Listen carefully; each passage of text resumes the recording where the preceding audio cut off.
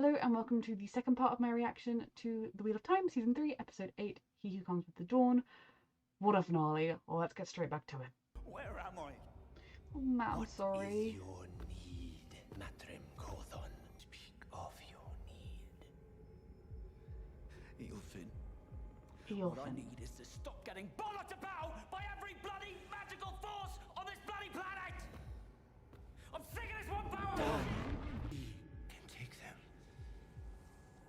Can you give him control over them? Matt. Speak your last need. Oh god, he's already given two? What have you just done? Uh-huh.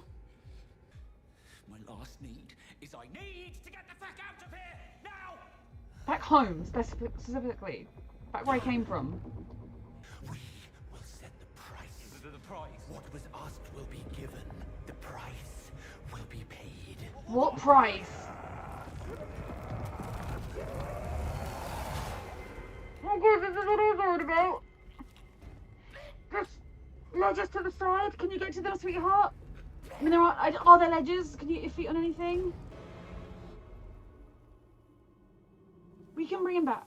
Yes, Min. Yes, Min. Yes, Min. It's okay. Breathe, Matt. Breathe, Matt. Come on! Come on, Matt, please! Breathe! Please! Come on, Matt. Come on!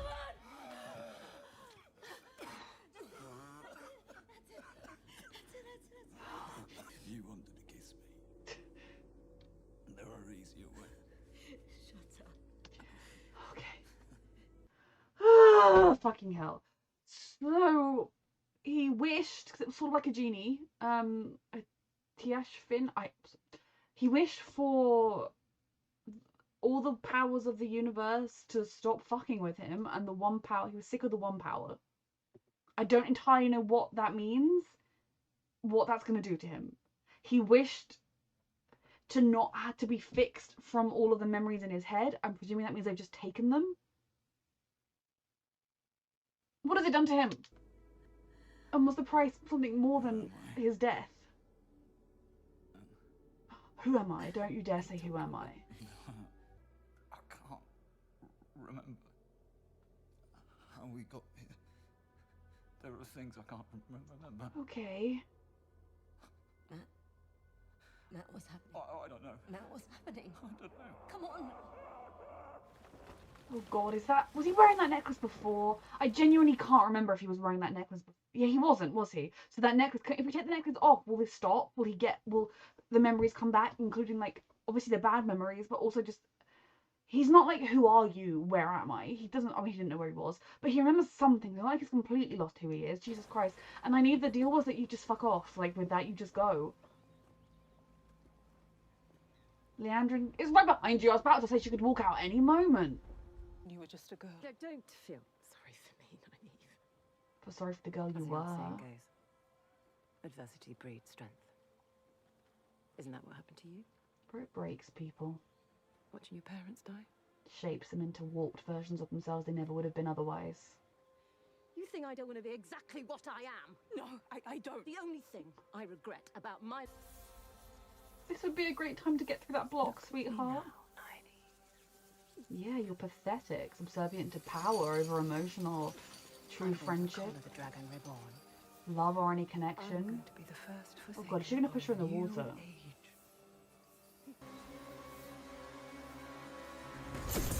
Well, you know, her brief, like, vague redemption arc is over, like, undoing the chains last season and, you know, vaguely sparing Nynaeve at times. Come on, Nynaeve, you can get through this block. You can. You don't need to be afraid of your power. It's who you are. It's a part of you, just like all the rest of you. You can do this. Forget this stupid woman and her weakness that she thinks is strength. Because she's not glorying in that, but she's also not stopping it.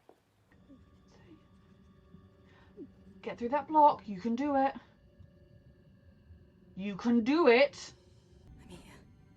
Everything's going to be alright.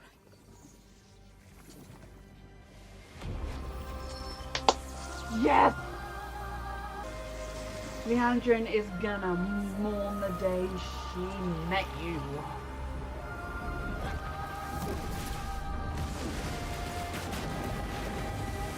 Powerful channel in 1,000 years.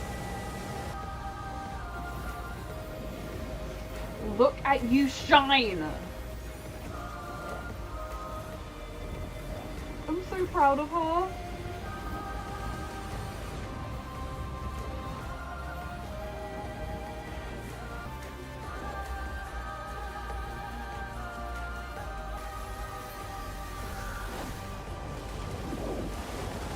We need to find the others, go after the bitch Liandrin.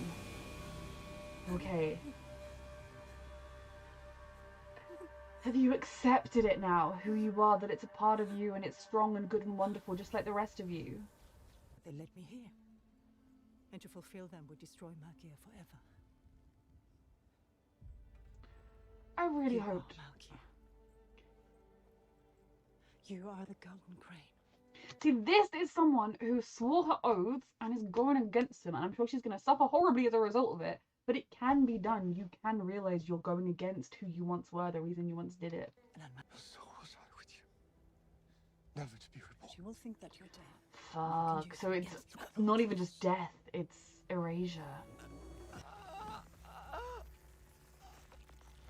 Awful and brutal as it is, she's doing the right thing.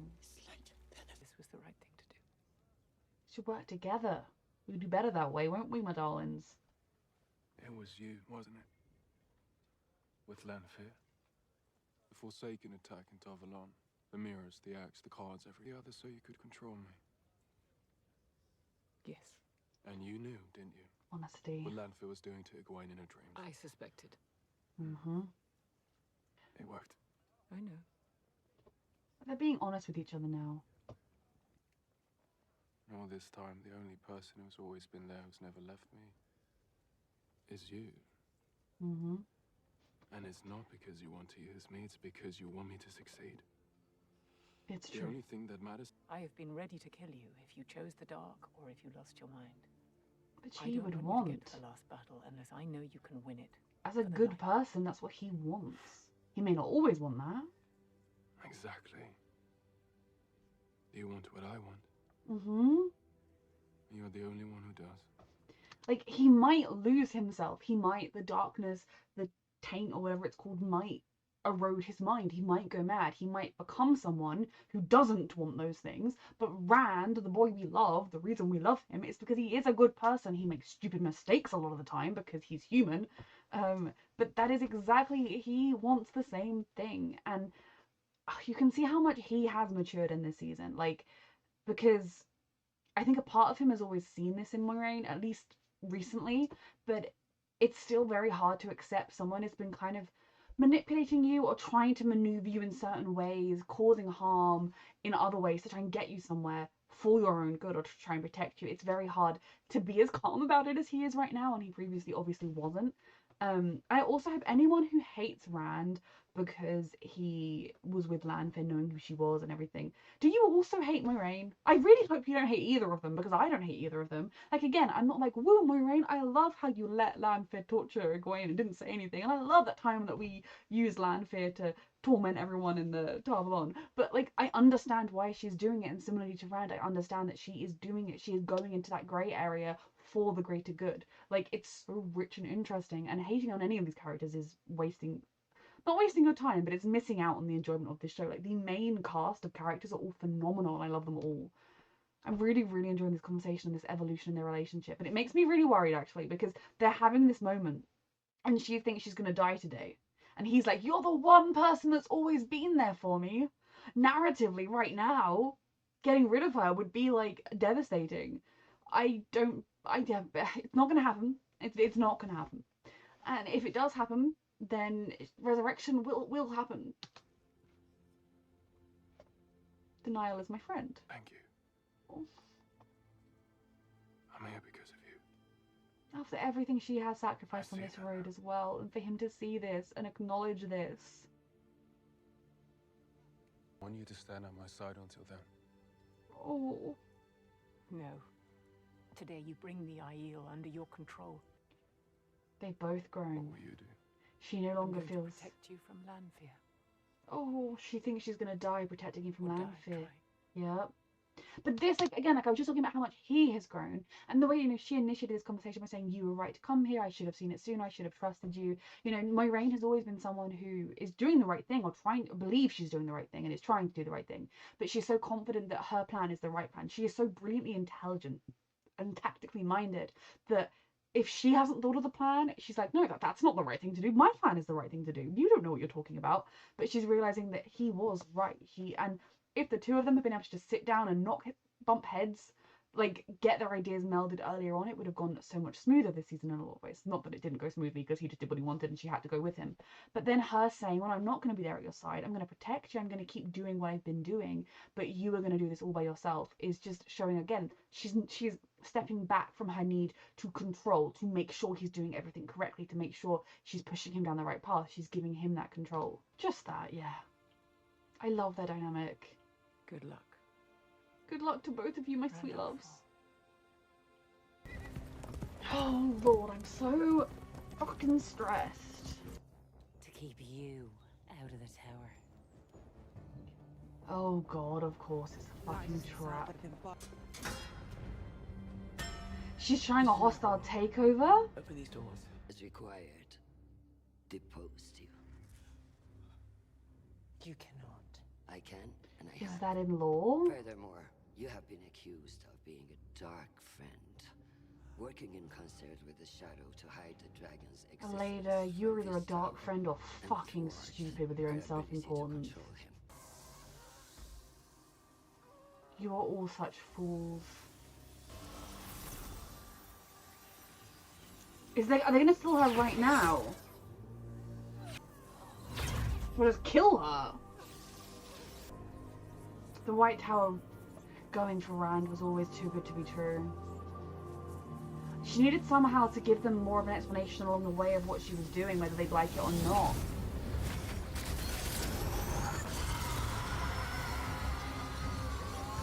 I'm sorry, Siuan.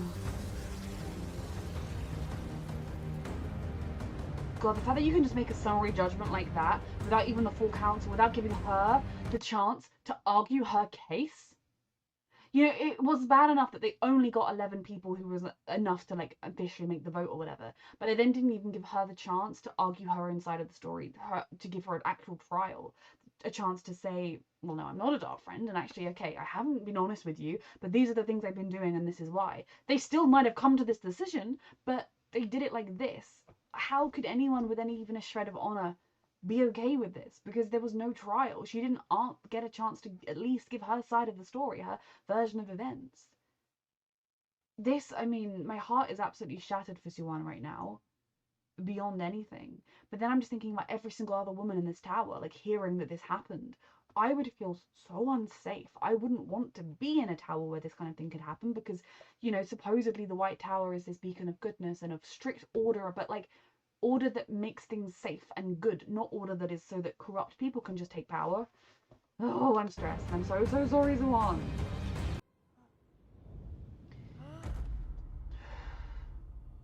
Like, is Leda a dark friend or just really fucking stupid with her own self-importance?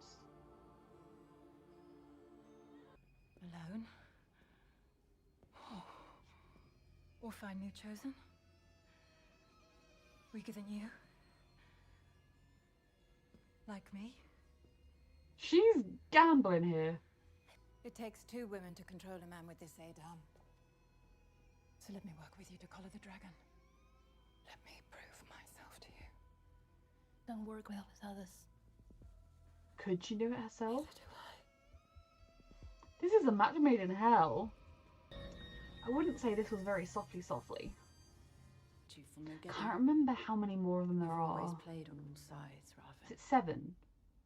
Because if it's 7, then you've obviously got Shamiel, these two, Dead Dude, Mugadin, and 2 others we haven't met, right? Are you actually ready to kill the Dragon Reborn? I'm ready. I mean, I feel like she probably thinks next time his soul pops out, I'll have a better shot. Has the fake one already presented himself?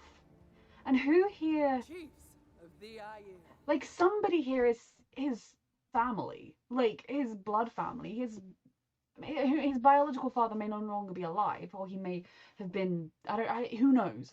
But like, they've got to be here somewhere. Aunts, uncles, cousins, 10 times removed, even like the clan he came from.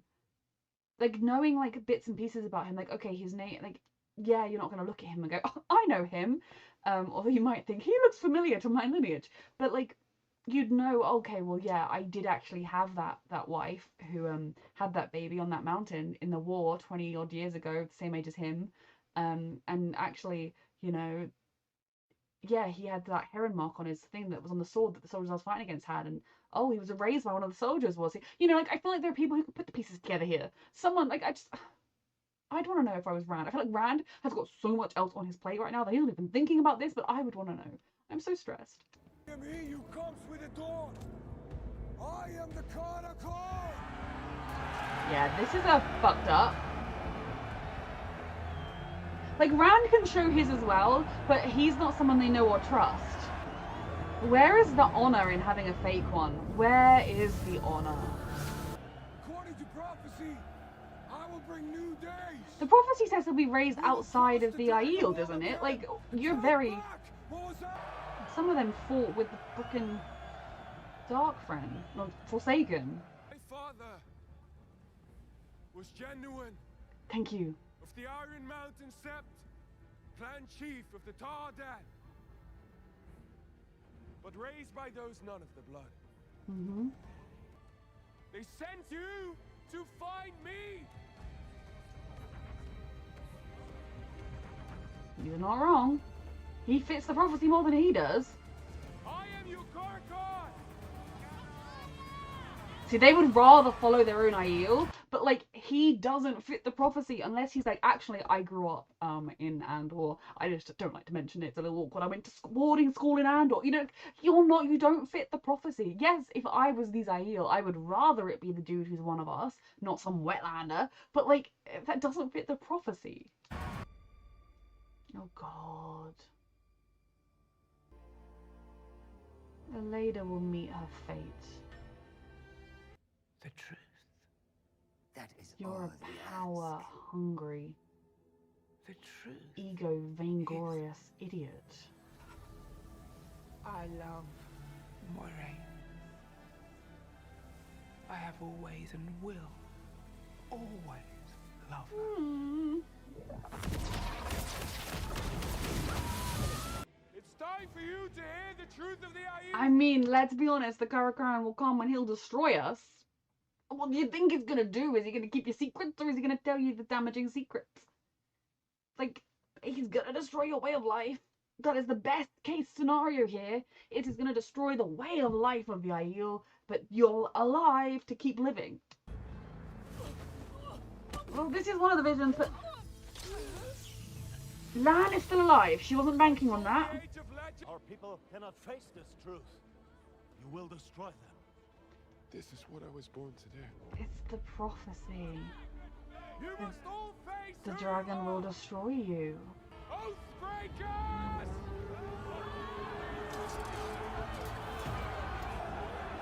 What heritage is that of Oathbreakers? Come on, Lan. She thinks you're dead. Listen to this wetland. So there's a division. Answer me, and you will die.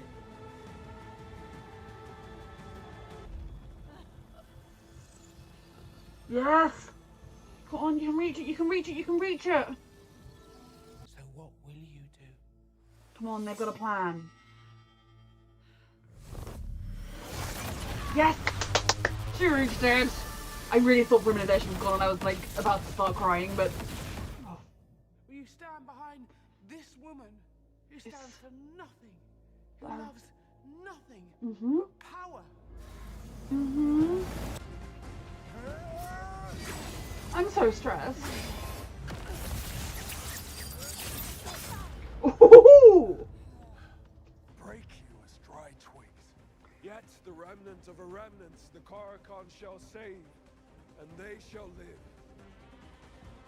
I mean, it's not the greatest of prophecies in terms of feel-good times, but he is, and he's really embracing that truth, as awful as it is, in so many ways. Oh my god.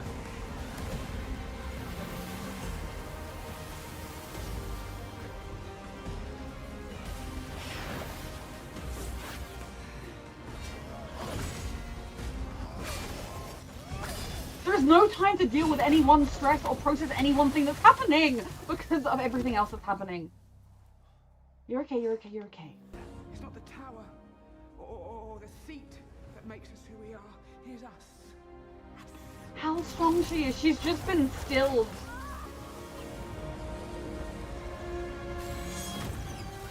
Ah!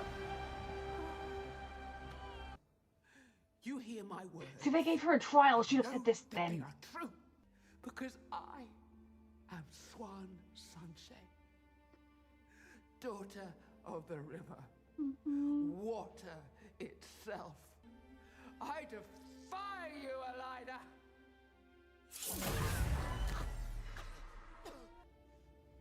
To death. I mean, that's not surprising given your power hungry, lack of moral monsters that you are.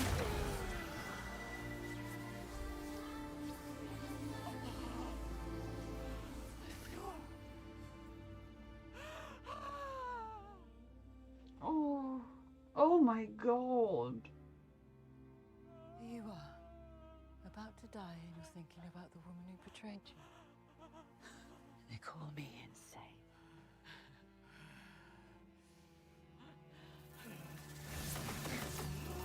You don't understand love, Lanfear. Not even slightly. I'm so sorry. It's just the fact that she felt her die.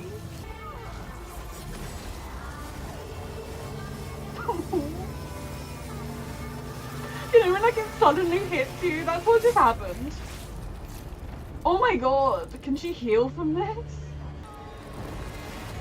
She was worried. You survived this day, Moiraine. I'm so sorry that Siuan is gone, but you will find each other in the next life. I'm not entirely sure what Rand is doing. I trust him and I love him, but I'm stressed. With making it rain here.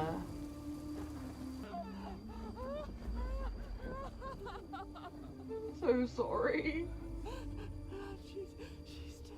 I know. I'm really sorry. There are miracles happening.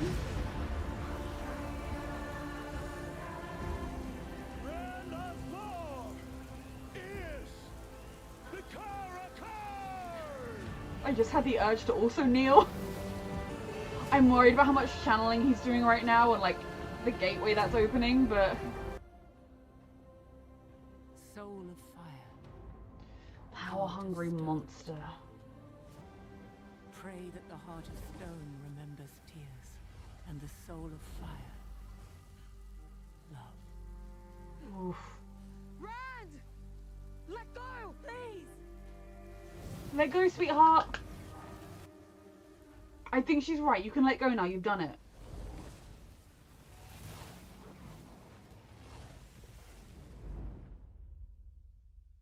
If it ends here. If it ends here. So much just happened.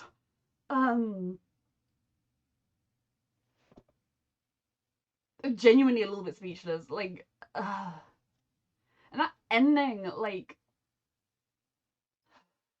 fucking hell, I'm stressed. I don't even know where to begin. Oh God. Like, if Siuan's execution, her murder, wasn't interspersed with Rand, like, doing his rain magic and that stressing me out, I would be in sobbing wreck right now, especially like Moiraine sensing it, and it giving her the strength to fight back. I'm feeling a lot of emotions right now, a lot of really strong emotions right now. I really loved Siuan. She frustrated me to no end at points, like where she thought she was right and had her rigid opinions, but I recognized her mistakes. She realized where she was wrong, and she did love Moiraine. Their relationship was not in a place where there was a future for it, but their love for each other is always going to be true. And given that the wheel turns and the souls come back, they will find each other again. I have to believe that. I feel a little sick to my stomach with Elayne and with the way she took over the tower. I think in part because it really mirrors the way the right is taking over. Also, if you're right wing, get the fuck off my channel. Just the right is taking over the world, taking over politics. Like, even parties like Labour in this country, who are technically supposed to be left wing, if you're being generous, they're currently centrists. If you're being truthful, like, it's not a good thing. Looking at America, like, looking here, it's terrible. And this kind of backroom deals, conniving, power-hungry people who claim, I want to do the greater good, but really they're just in it for themselves and they're in power. It really does make me feel sick to my stomach. Now, unless Elayne is a dark friend, obviously she believes the bullshit she's peddling, which is kind of pathetic, but she is still an egocentric egomaniac who wants power for power's sake and has convinced herself that all her other reasons are true, unless she turns out to be a dark friend. I'm not putting that out of the question just now because nothing is out of the question unless you're one of the main characters. I'm looking at you with at least 1% suspicion of being a dark friend. And just seeing the way she took over the tower, the deceitful way she got it so that there was a group of sisters out, so that like any of Siuan's supporters weren't there to back her up and defend her. You know, she looked at what happened. Basically, she was like, oh, so when the Dark Friends attacked in the beginning of the season, Siuan was able to defend them because she had her supporters around. I'll make sure she doesn't. When you're learning from Dark Friends, take a lesson, unless you are a Dark Friend. Now, obviously, Elayne's whole thing is, from what we heard her say to Min, that she saw a vision of the future in which Andor was super important to the last battle, and so she went and she did loads of stuff with Andor to make sure Elayne's mother got the throne. Given what okay, I'm gonna say spoiler alert if you haven't read the books, until you see me go. If you do a little like pan along the bottom, look for me doing that, and that means it's safe to go. Okay. I mean, it's not a huge spoiler, but you ready? Okay.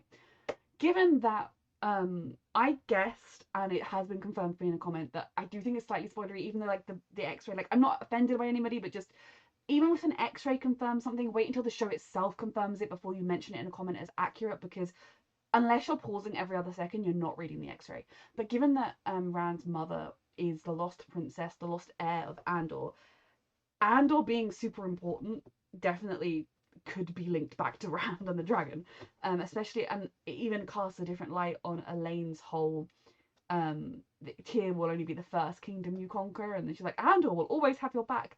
Will you? I mean, technically, if the throne does need to be a matriarchy, he's not qualified, but you know. So yeah, that kind of casts a different look on that with Elayne. Okay. I don't know how else to signify the spoilers coming and going. Elayne claims she's doing all of this for the right reasons. And I can understand a distrust of Siuan. She is very secretive. We know she's been up to shit behind the scenes. We know that it's why, and we know that it's been for a good reason. But I also support not having blind faith and trust in your leaders. I support questioning them, holding them to account, and getting rid of them if you think they are corrupt. What I don't support is holding a trial without them being present or having the chance to explain themselves, carrying out both sentences of them, which was both the stilling and the execution, without her having a chance to speak for herself. Because when she did speak for herself, I have to think at least one or two of the women in that room was going, maybe we fucked up. Maybe Siuan wasn't quite as bad as we thought. I'm trying to work out, because they need an 11. It's an 11 a majority. Like,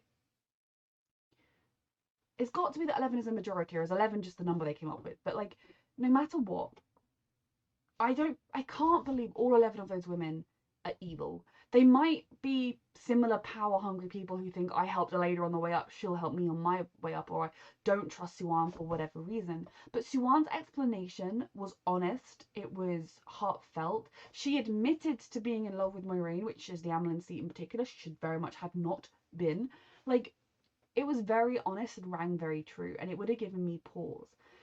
None of them said a single word or tried to stop the execution from happening. She was already stilled. What difference does it make? What proof do you have that she is a dark friend?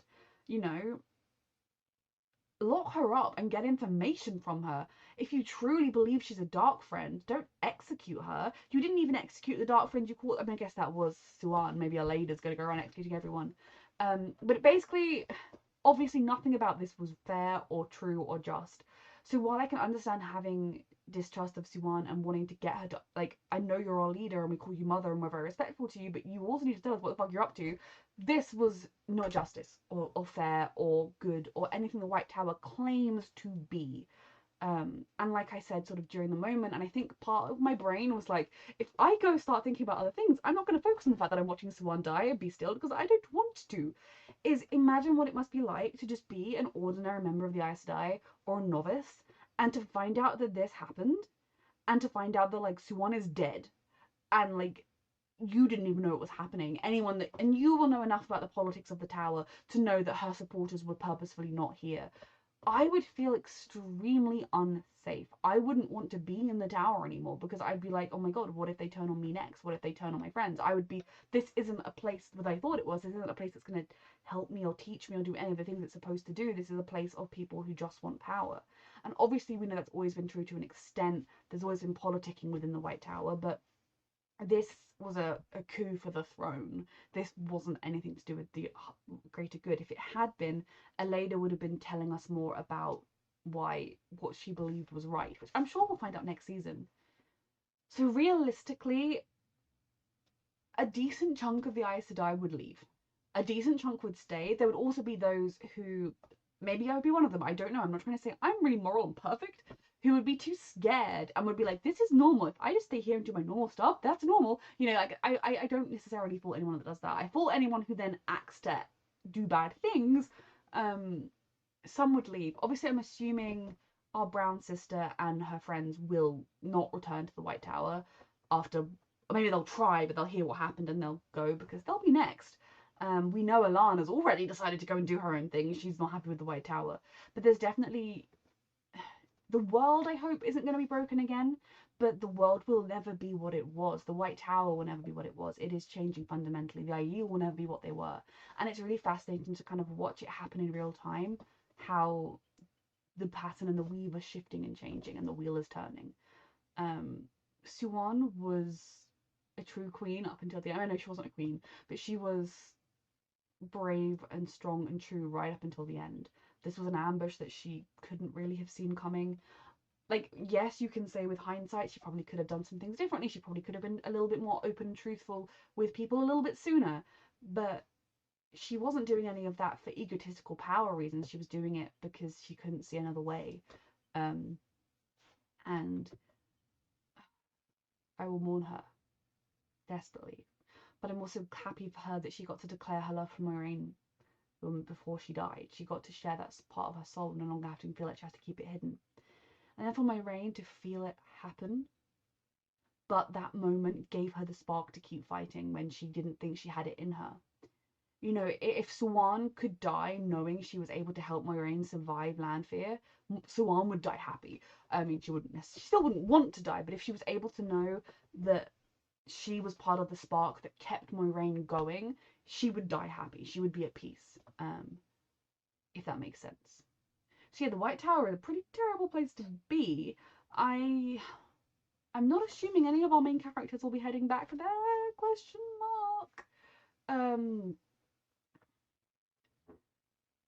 Because they're all known as being associates of the dragon as well, so I don't think they should. Now the question remains with Elayne is the lie about the Red Sisters that lured, I can't remember her name, but Siuan's allies out of the White Tower was that this squad was off to go and gentle the dragon. Now, that seems stupid to me, because no matter, like, even the Reds, who were, like, knew they wanted to cage the dragon so that they could then wheel him out onto the battlefield and be like, hey, so we've imprisoned you for X many number of years. Fight for us now, please. Like, I don't think that's a way to really keep him on side or stop him from maybe being swayed by the Dark One somehow. But anyway, it's not for me to say. They're the great wonderful Aes Sedai. I'm assuming they're not actually planning to gentle Rand. I am assuming they are planning to capture, imprison, and shield Rand until they can shove him onto a battlefield and complete a prophecy and do what they think they need to do. But if they actually are planning to gentle him, then do they believe they know better than the prophecy that claims they need him? Or do they have a whole different interpretation of the prophecy whereby the dragon exists but has nothing to do with the final battle? Like, what exactly is going on with them? So as much as I hate them and the White Tower makes me feel really uncomfortable right now, I do hope we get an insight into what they're up to, at least what Elayne is up to next season. Whether she's gonna be like, hey, hey, Forsaken number 7 that we haven't met yet, did it for you, mate. Like, I don't know. So that almost feels like one of those moments where I think on a rewatch I'm gonna cry more than I did, because when it was initially happening, you know, like a part of my brain was in shock, and then that moment when Moiraine reacted, I just felt my whole soul go, oh, I can't deny this anymore. Then we like saw her head separated from her body, and my whole brain was just like, not processing, error, while being completely stressed about what was happening elsewhere. Rest in peace, Siuan Sanchen. You did your best, and you will be sorely missed and remembered fondly. Now, oh dear, now. And my brain, like, you know, it's one of those episodes where so much happened, and I'm so stressed. Continuing with Moiraine, I loved the conversation between her and Rand, and obviously I paused and talked a lot during it. It shows you how far they have both come, how far they have both grown, and how far they've come in their relationship.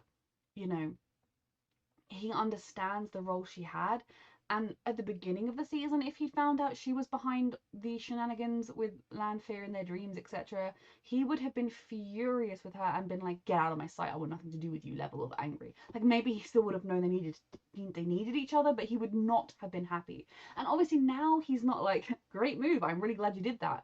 But he is able to look at her and be like, okay, I understand why you're doing this. I understand the world that we're living in and what is motivating you like this, and thank you for doing it. I know you have been the only person out there who has solely been on my side. And, you know, we've heard her say that before. She said to, you know, in the season 2 finale, she said to Lan, like, we might have to do bad things, and yeah, there might be innocents on those ships, but this is what it takes to help the dragon. Are you with me? So she is on his side.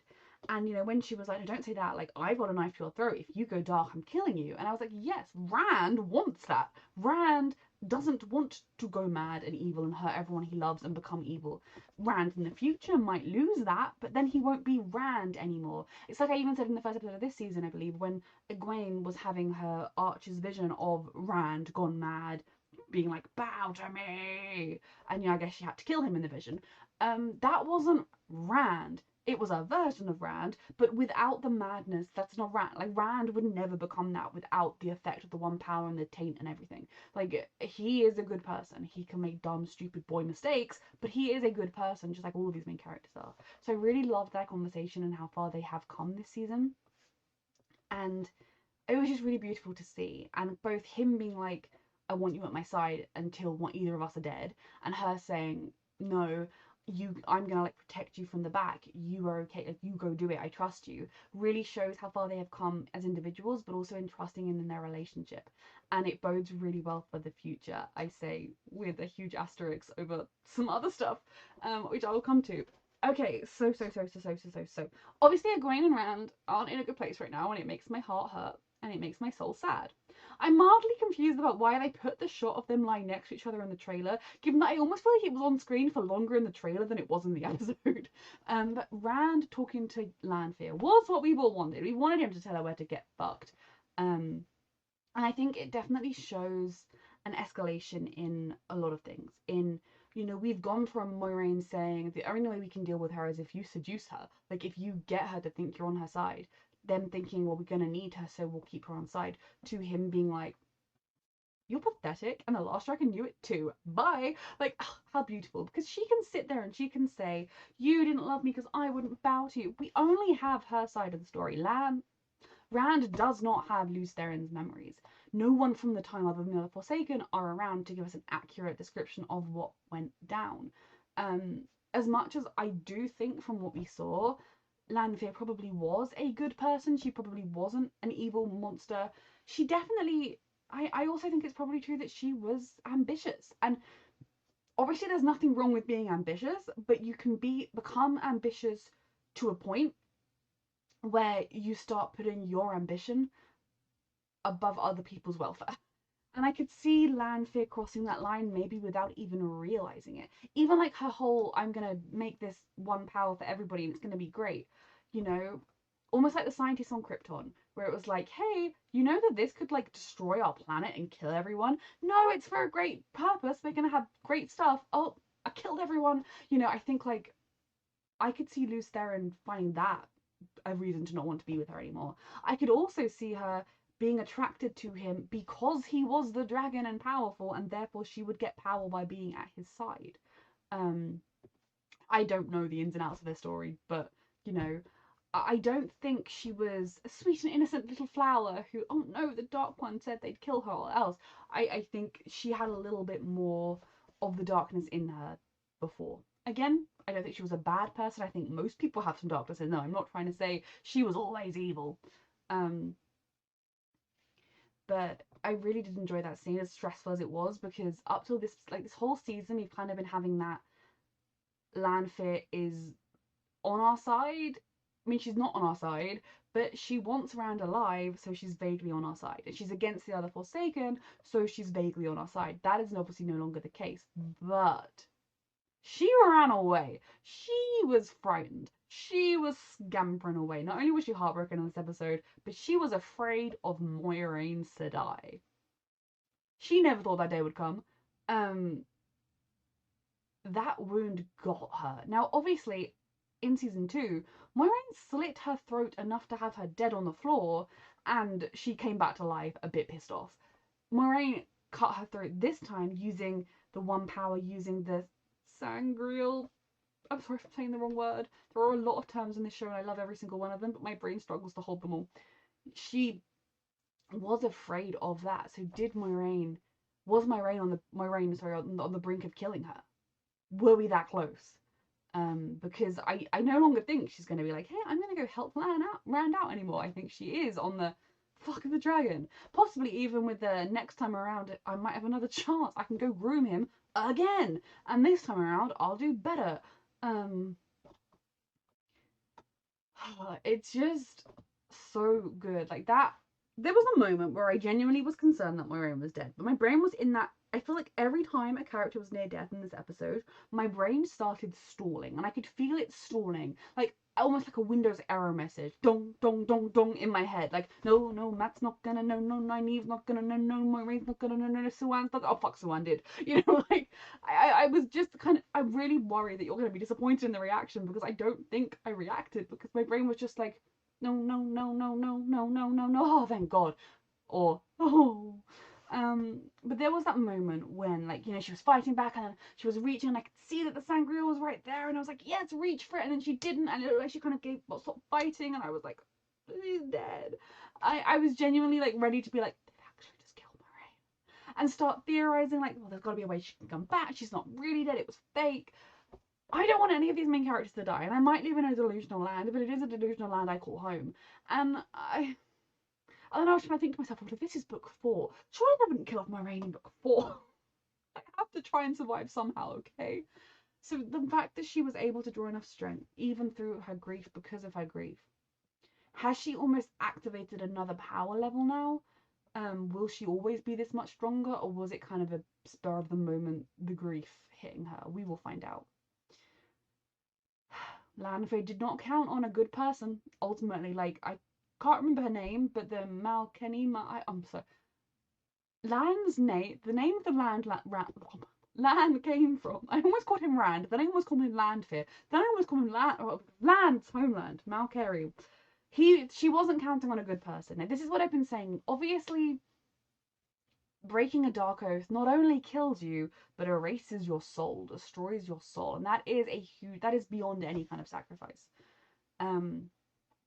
But if you are a good person, you should do it rather than hurt many, many, many other people. Even if you think, sure, they'll live again. I don't know. Like, that showed true strength. I was so disappointed in her initially. Not like obviously I can understand and empathize. Like, I empathize a lot with Liandrin and the girl she was. But there comes a time when you make choices, and those choices are for your own good and to hurt other people. Liandrin has reached that point, and we will get to her. So I actually really respect this woman for not doing it. Now, obviously, I think if she'd been asked to distract Lan, knock him out, if she'd been asked to kill Egwene, like, I think she might well have done it. So I'm a little, like, I'm not, like, completely, like, she's the best person ever. I think, you know, she swore her oath for her kingdom, and then she was told she was given an order by the one she swore the oath to, essentially, to destroy the royal land of lineage of her home, to go against the reason she did it. But I still respect her a lot for that, and I think it was very good that they showed us what the consequence is for breaking an oath, because, you know, I'm gonna be very cross with Liandrin a lot of the time, but the truth is she did make these oaths. But there are also, like, I'm pretty sure no one has ordered her to kill Nynaeve. That is something she just decided to do.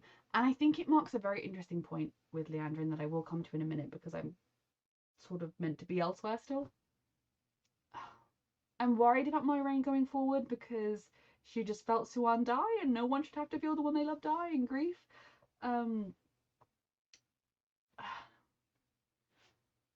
But I also think she's in a really good place with Rand right now, assuming Rand is still in a good place. So then I will come to Liandrin. Now, she's the dark friend, dark sister, the Black Arja, who was watching Matt hang. They just knocked her out. She could be dead, I suppose. I assume even Aes Sedai can be killed by a blow to the back of the head. So there's a possibility Liandrin is alone. Although she's not alone because she's with Moghedien. But the most telling point with Liandrin was the fact that she killed Nynaeve. As far as she is concerned, she killed Nynaeve. She didn't do it and then do a little bit of, this will break you through your block. She just killed her. She fully believed she was killing her. And that is such a sharp contrast to who she was. Because she was ordered to give Nynaeve and Egwene and Elayne as a little tag along, but that wasn't part of the plan, to the Siuan to be enslaved, to be tortured and brutalized and enslaved. And she did it, but she freed Nynaeve's bonds. Like, she freed her hands. And she was able to do that. She was able to go against her oath enough. Like, she still handed them over, but she gave them a chance to escape. Those are the little signs. And like in the throne room, the tower in the beginning of the season, Nynaeve was there unconscious. She could have very easily finished her off while she was unconscious. She let her live. By the end of this season, she is killing Nynaeve. And I think that shows you almost, this is the point where Liandrin truly became irredeemable. Like, obviously, her only real chance of redeeming herself is to either A, figure out a way to kill the Dark One, or B, die and have her soul be erased. But she truly made that choice here, because she's not the woman she was. And I think in some ways revealing her true self is a part of that. I think returning to the place where she was traumatized is a huge part of that. You know, sometimes revisiting a place of trauma can make you feel like you're still that same person that it happened to, because you are, even though you've grown so much from it. But I truly believe, you know, this moment is the moment where she is truly irredeemable. And I mean, I don't think she ever really was redeemable, but there was always those glimmers, that flicker of, well, she could have killed Nynaeve and she didn't. Now she is just out for herself. And she's allied with Moghedien. Now, Moghedien will use her and drop her the first chance she gets. If Moghedien figures out a way that she can put on both bracelets, she's definitely going to be doing that. But she does need her. If it is true, and it does appear to be true, that there needs to be 2 women to control the person with the collar, then she is going to need somebody weaker than her that she can control. Now, as much as Liandrin is clearly terrified of her justifiably and like, I'm weaker than you and that's fine, Liandrin will be constantly looking for ways to up her own power and to take control of the situation. So it's going to be an interesting dynamic, but also a terrifying dynamic, because they seem to know where Rand is and they have the ability to collar him and control him, and that is really bad and really not what I want, actually. We are 1 Forsaken down. What's his face? Samael? Rest in peace. By rest in peace, I mean don't rest in peace. Good that you're dead. And in my head there are 7 chosen, 7 Forsaken, but I might be completely wrong about that. There are at least 2 we haven't met, right? Like, we haven't met all of them. Elayne and Thom was fascinating. You know, finding out that he was actually at the Royal Court of Andor, and he promised he would look after her. He promised he'd protect her. Promised the queen. That doesn't sound like the court minstrel, you know, the court bard. That sounds like someone that I why? Is he secretly her father? I mean, like, who knows? But I'm fascinated by that, and the fact that he is alive, that Elayne did come back for him, which I'm very glad about, because unlike the boys in season 1, she did have the tools at her disposal to help in the situation. Whereas when the boys had to leave him in season 1, they would have been killed, or not, actually, they would have been taken to the Dark One by that shade, or to Ishamael probably, you know, did not have the ability to escape, whereas Elayne did have the ability to fight back. And it was also a very dark moment because she very much murdered that woman. I mean, again, it was a fight. She was defending herself and Thom, but that was very brutal. And I think probably the most brutal thing Elayne has ever done. But there is now a good chance for Thom to talk to Elayne and to tell her who he is. But the most exciting part of that revelation was him being like, your mother doesn't have a... What? No, that's not a thing. Your mother doesn't have a consort.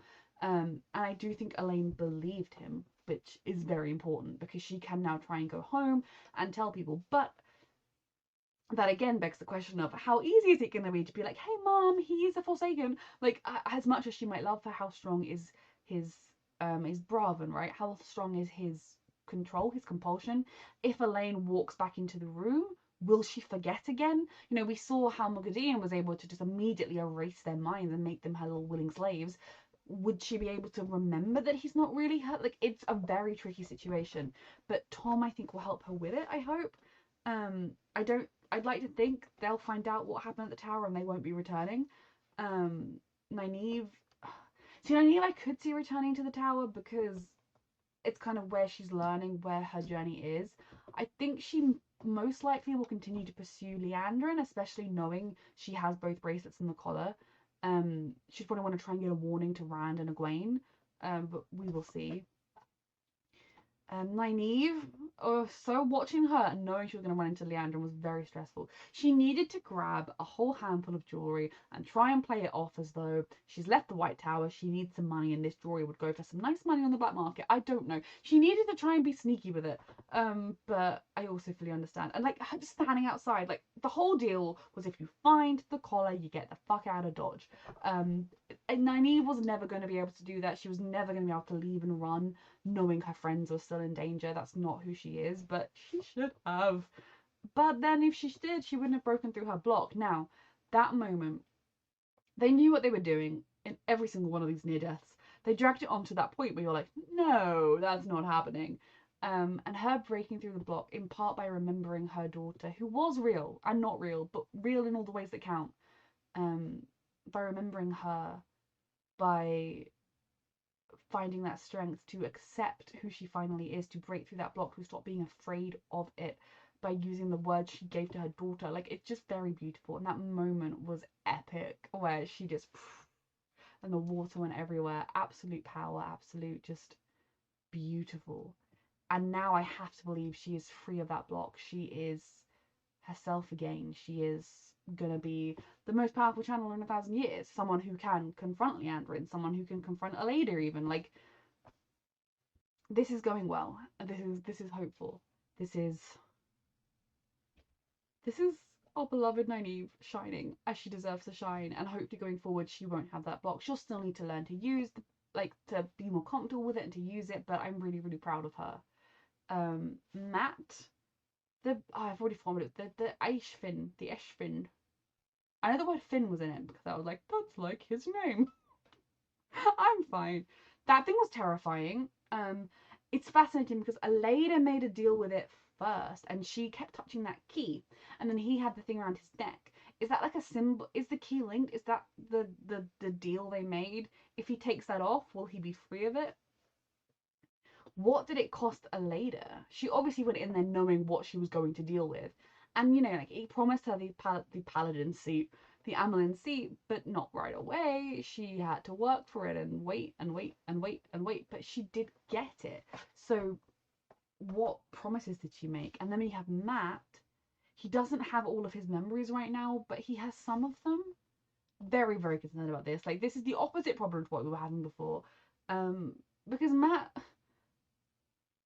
I never really got the impression that this creature thing was good, but like he didn't have a clue what was going on, and he just took complete advantage of him. Like so his first thing was he's sick of being fucked around by the powers of the universe. He's sick of the one power. Is that going to give him access to the one power? Is that going to make him immune to the one power? Like they'll cast a spell. Sorry, I've been playing D&D today. They will like use the one power on him and it will just glide right past him. Like, what is that going to do to him? Then he had that he wanted them to fix his memories. And I guess it took more memories than it should. And then he wanted to leave and it let him leave, but it decided to kill him in the process. So like I'm so my sweetheart, like these things keep happening to him and he doesn't deserve it. He doesn't know what's going on. I'm very concerned about him, but I'm so intrigued by this necklace he had that he wasn't wearing before, and she had that bracelet that she kept fingering, and there was at least the key symbol. Is there a way to reverse this? Does he remember enough of what just happened to be able to tell somebody it was the Taily Fin? I don't know what it was called, I'm really sorry. That was a very, very stressful scene to watch because you just knew Matt was in over his head, because by the sounds of it from the first scene, everyone is in over their head when they deal with this thing, let alone someone that has no idea what it is. I love Min for not running because, to be honest, like a dark friend, a black Aja sister is stood right there. You don't have the one power. Running for your life, no one would blame you. But she didn't. She did run to get a weapon to be able to fight back, and she came for Matt. Yes, she couldn't stop the vision from happening, but she could shape how that vision ended, and she did, and she brought him back. And now we're going to deal with whatever the consequences are, and that is one of our many, like, pretty much all of these plotlines are left on a cliffhanger. In some ways, Matt's is the worst cliffhanger because I don't really know where we stand, what's happening, but they're all pretty bad. Like, they're all pretty, like, this plot is just in the middle. Like, this, it felt like a finale because it was epic, but it also didn't feel like a finale in the sense that it didn't really it wrapped, and it did wrap things up as well. It's weird. But I'm like, yep, so next week, episode 9, right? Yeah, right? Episode 9 next week, yes? I feel like I'm going to skip somebody out. I know I haven't mentioned, I know 2 people I haven't mentioned, but like, I'm saving them to last. I'm so sorry if I have missed someone. Like, genuinely, my brain, so much happens in these episodes, it scrambles my little noggin. Egwene and Rand. Now, this episode obviously wasn't a huge Egwene one, other than we saw her in the dream world. Yes, she was in Rand's dream, not her own, but she was able to say to Lanfear, get out. And Lanfear is like the master of dreams. So that does show you just how confident she is and how proud she is. But there was also that palpable tension between her and Rand. They have not resolved anything. And at some point, with again the asterisks of Rand's current mental state, I really hope they have another conversation. A conversation where they can actually talk things through. But I do think people are very, very right that he doesn't want to kill her and hurt her, so he needs her to not like him or hate him or move or pull away from him. I still like them together and I will die on my hill. It's fine. Like, one of the beautiful things about enjoying a couple is, as much as it is lovely and wonderful when they end up together, they don't have to end up together for you to enjoy their dynamic. Like, you can even, in like headcanon world, ship 2 characters that never date. That's fine. I really enjoy Rand and Egwene's dynamic, and as much as, yes, I would love for them to find a way together, and there were like little moments and little hints, even like her saying, oh my god, I know her name, I'll call her Alondra, her name is not Avienda, saying to Egwene, does he deserve you? And, you know, the voiceover at the end, like, the heart of fire needs to remember love, or whatever, I can't remember the exact words. These make me feel like, not that there's hope, but that they don't want us to feel like that storyline is closed for good, which means there's hope.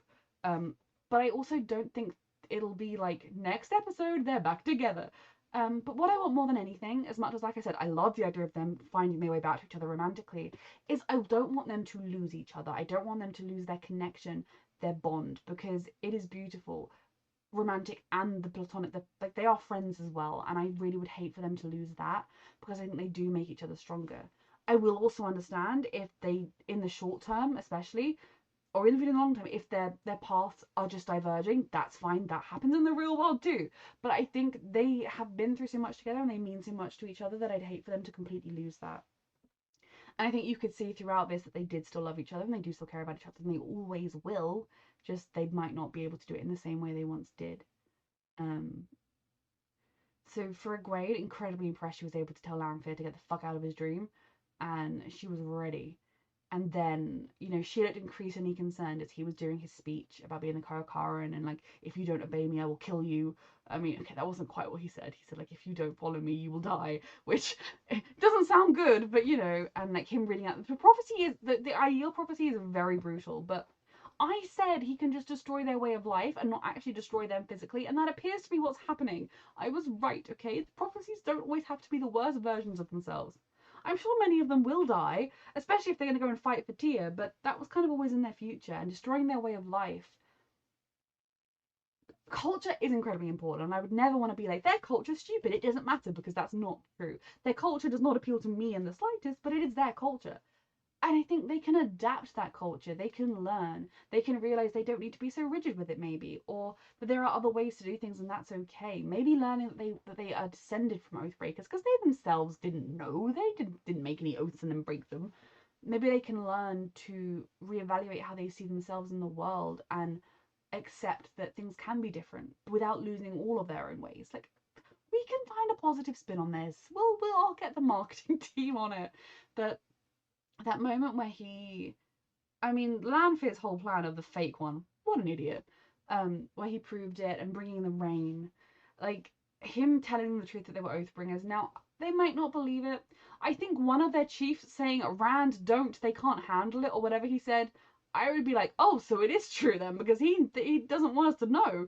Like, it would definitely shake you to your core, but I think at the end of the day, as long as you're confident in who you are as a person and that you personally haven't broken any oaths, like, I, you know, grew up being, this is very different, and I'm not trying to compare my life to the Aiel, but, like, I grew up being taught in schools about the British Empire, and I was never taught, like, the British Empire is good, but I was also never really taught the British Empire is bad. I was just kind of taught the facts, like, we had one. And then you grow up, or you do the basic bit of research for yourself, and you are, oh fuck yeah, that's bad, oh dear, you know, I'm in no way like, woo yeah, we are the British Empire, because I'm like, I'm so sorry that happened, and that, you know, I'm descended from peasants, okay, I didn't have anything to do with it. Like, I'm, you know, I can look back on my history with shame, on the history of my country with shame, while knowing I have never done that. I don't plan on doing that. If I'm ever given the choice, I will not be empiring. You know, I mean, I hope my point makes sense here. That, like, hopefully the IE will be able to see that, yes, their history isn't maybe what they thought it was, but that doesn't mean they have their way of life has no value, or that they have no value. They can learn and adapt and shape things and realize that maybe just because some people thousands of years ago said something doesn't mean they have to do it that way. They can choose for themselves. I don't know if that makes any sense. The whole scene was so epic, but so stressful, and then intercut with what was happening with Siuan. It was awful. It was really hard to watch. And obviously, anytime Rand channels, he lets more and more of that taint in. It's more stressful. We know he's teetering on that edge. He said himself he's teetering on that edge, and he just gave his big speech about, like, follow me or die, and then he brought down the rain, and there was a lot of black swirly. It was very stressful. And then what stresses me out the most is that voiceover being like, he's got to remember who he is, or remember love, and Egwene looking increasingly concerned and being like, Rand, stop, Rand, that's it, like, Rand, come back, Rand, stop. And we've seen him, like, in the first episode when he shattered the mirrors, he lost himself to it. He's not in a good place with Egwene right now. Will she be able to get through to him? Now, I believe Rand will always love Egwene in the same way he will always love all of his friends. He will always, even if they both end up moving on, she will always be his first love, and neither of them have, I don't think either of them have done anything to make them have that kind of hate love, you know, make that love turn to hate. They can be not happy with each other right now. So I was really hoping at the end we were going to see him snap back into himself, but we didn't, and that concerns me so much. Why didn't we see him snap back into himself? Why did we just get left with him just power everywhere. Like, why, okay? Because that suggests he's not going to snap back into himself. Does that suggest that he is changed, that the Rand of the beginning of this episode isn't the Rand at the end of the episode? Because obviously that is always a concern with him, because he's a man who channels, but that is so, like, I don't want to, like, how many years are you going to leave me on this? Because as far as I'm concerned, they haven't even officially announced season 4 yet, which they will do, or else, like, when are we going to get season? How dare you? Like, where is he? How is he? Where is his brain? I don't even know remotely where his head is at right now. I mean, I'd like to think he wouldn't lose himself. I don't think he'll be all the way dark or anything, but is he going to pull himself back? Is he going to be able to pull himself back by himself? He's made his point. He's done the thing with the rain. Why didn't he just stop? And then them having Egwene look so concerned about it concerns me, because why was she so concerned about it? Unless there's a reason to be concerned, I'm concerned. I'm concerned about Matt. I'm concerned about Perrin, because we also have a cliffhanger with him. Obviously, he wasn't in this episode, apart from like a brief. We didn't even see him, but we saw like Fael and the Aiel. He's given himself over to the White Cloaks. Matt doesn't have all his memories, and who knows what else has been done to him. Nynaeve knows where Liandrin is, needs to go and try and stop her. Well, no, sorry, doesn't. She knows what Liandrin has. Elayne knows her stepfather's fake and a Forsaken. Moiraine's lost the love of her life and just been stabbed in a brutal battle. Egwene is heartbroken and uncertain of her path. I mean, in her vision of walking through the arches, she was the Amelin seat, so she could be the one to ultimately go back and somehow challenge her later. But I just don't know that right now walking in there would be like a good, like, I don't know where her path's going to take her, because there have been lots of hints this season of you don't need to just follow him, you can forge your own path. And she might think, well, you know, he is the dragon, he's a person I do care about, even if I'm not very happy with him right now, and B, a very important person, I do want to be here. But she also might choose to go and pursue her own path to help in her own way. And then you have Rand, who didn't stop when Egwene asked him to, and I don't know if that means anything, or if he is literally about to stop and they just left it there to torture us. I'm really worried this was a bad reaction. I'm so sorry if it was. My brain, I genuinely felt that error message in my brain throughout so much of it, because so much was happening and I was so stressed, and I do feel like I'm going to cry a whole lot more when I rewatch it, and I'm actually rewatching it on Saturday. My mum waits, like, she doesn't like watching it week by week, so when the whole season is out, we watch it together, and we're going to do it this weekend. So I'm very much looking forward to that. To having my heart ripped out and stomped all over again. I need this to come out soon. I need confirmation that season 4 is happening today, and then them to announce that they're filming tomorrow, and then them to bring it out at the end of the year. Like, that's not going to happen, but it's what I need to happen. I have loved this show, as you know. I will always love this show. I will love the next season of the show, or 100 seasons of the show.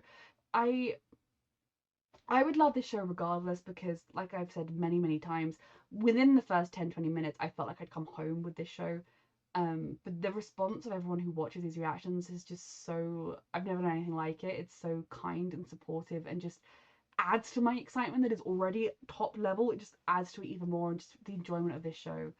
I've loved this season. I love these characters more than anything, and I want the world to be kind to them, and it's not going to be. So yeah, I'm gonna stop rambling here, but I love the show so much. Thank you so much for all of your support in these reactions, and thank you for watching.